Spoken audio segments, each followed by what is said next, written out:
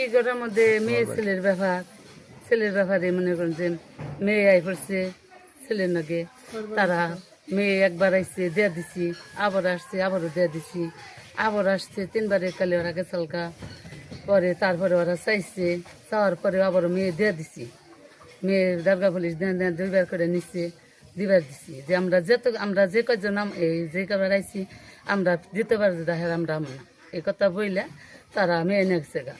আবার দ্বিতীয়বার আইছে, দ্বিতীয়বার যিনি আইছে হিনার আসে নাই, হিনাইয়া আবার অন্য গুণায় নিয়ে গেছে গা। এইরকম কইরা এই দ্বিতীয়বারও পুলিশ নিয়ে আইছে, পুলিশ নিয়ে গেছে গা।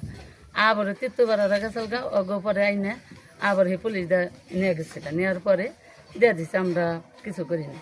পরে কয় আমরা আপস হমো, আপস হওয়ার পরে আচ্ছা আপস হবো, টাকা পয়সা দিয়া ওই সময় 30,000 টাকা নিয়ে আপস হয়ে আমার দেয়া দিল। 30,000 টাকা কার কাছ থেকে নিছে? 30,000 টাকা আমাদের